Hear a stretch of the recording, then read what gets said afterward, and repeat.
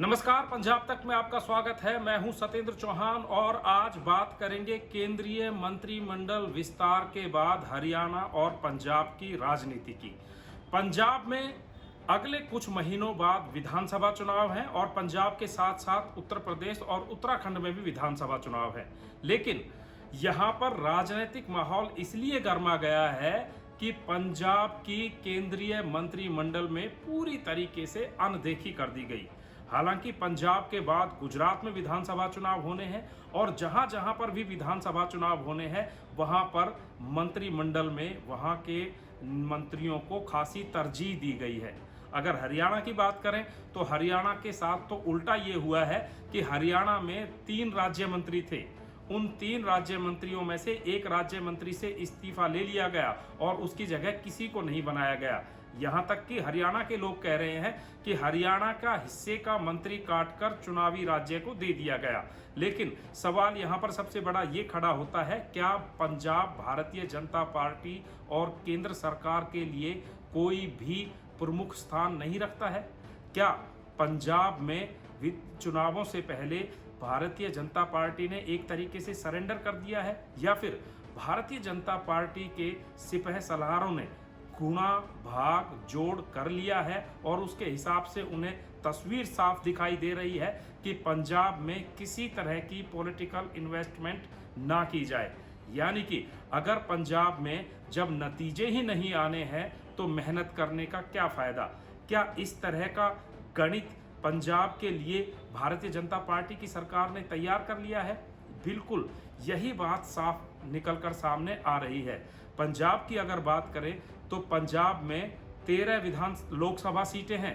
उसके साथ ही हिमाचल में जो है सिर्फ 4 लोकसभा सीटें हैं। हिमाचल को कितनी तरजीह दी गई है? अनुराग ठाकुर जो कि एमओएस थे, उनको प्रमोशन कर कर केंद्रीय कैबिनेट मंत्रालय दे दिया गया है, भारी भरकम विभाग दे दिया गया है। उसके बाद भारतीय जनता पार्टी के जो राष्ट्रीय अध्यक्ष हैं वो भी हिमाचल से ही आते हैं। हिमाचल के साथ ही उत्तराखंड है, उत्तराखंड को इतनी तरजीह दी गई है। लेकिन पंजाब में इतनी सारी लोकसभा सीटें होने के बावजूद एक राज्य मंत्री, सिर्फ वो भी किसी बिना महत्वपूर्ण विभाग के। तो यहाँ पर अब पंजाब के लोग ये आकलन लगा रहे हैं और जो राजनीतिक गलियारों में लोग बात कर रहे हैं वहाँ से शुभ गुहार ये आ रही है कि पंजाब के लिए केंद्रीय जो भारतीय जनता पार्टी का हाईकमान है उनके लिए कोई तैयारी नहीं की जा रही है। और पंजाब के लिए उन्होंने मन ये बना लिया है कि पंजाब एक ऐसी दीवार बन गई है जिसमें सर टक्कर मारने से सर फूटने का ही नुकसान होगा। लिहाजा यहाँ पर कोई भी भाव ना देना भारतीय जनता पार्टी के लिए फिलहाल समझदारी का कदम नजर आ रहा है।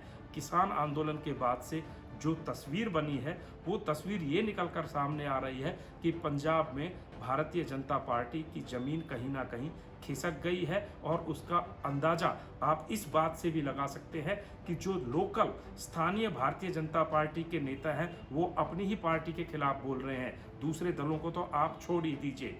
रही सही कसर अकाली भाजपा का गठबंधन जो टूटा उसके बाद पूरी हो गई।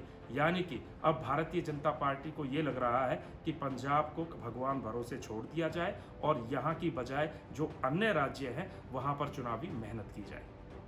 पंजाब तक में फिलहाल इतना ही। बाकी हरियाणा समेत पंजाब, हिमाचल और उत्तर भारत की तमाम बड़ी खबरों, जानकारियों, विश्लेषण, अपडेट्स के लिए आप हमारे साथ जुड़े रहिए। पंजाब तक को देखते रहिए। इसे लाइक, शेयर और सब्सक्राइब भी करते रहिए।